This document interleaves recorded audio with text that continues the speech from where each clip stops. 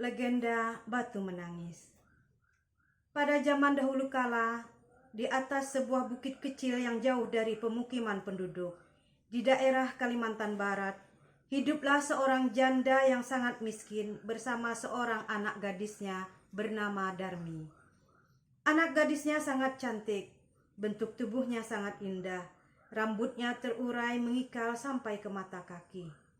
Poni rambutnya tersisir rapi dan keningnya sehalus batu cendana. Namun sayangnya ia memiliki sifat yang buruk. Gadis itu amat pemalas. Tak pernah membantu ibunya melakukan pekerjaan rumah.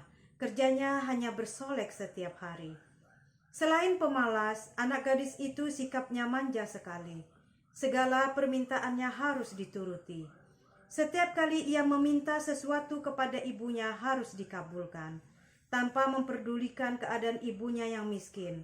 Setiap hari harus membanting tulang mencari sesuap nasi.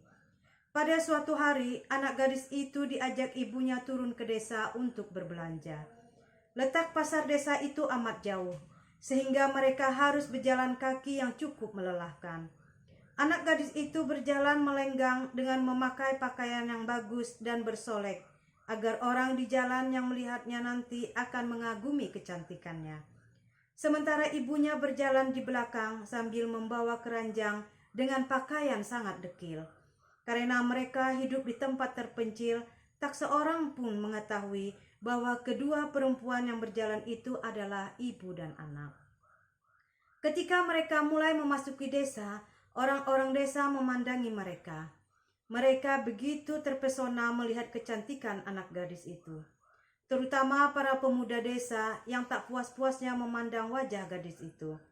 Namun ketika melihat orang yang berjalan di belakang gadis itu, sungguh kontras keadaannya. Hal itu membuat orang bertanya-tanya. Di antara orang yang melihatnya itu, seorang pemuda mendekati dan bertanya kepada gadis itu. "Hai gadis cantik, apakah yang berjalan di belakang itu ibumu?" Namun, apa jawaban gadis itu? "Bukan," katanya dengan angkuh. "Ia adalah pembantuku." Kedua ibu dan anak itu kemudian meneruskan perjalanan. Tak seberapa jauh mendekati lagi seorang pemuda dan bertanya kepada anak gadis itu. "Hai manis, apakah yang berjalan di belakangmu itu ibumu?"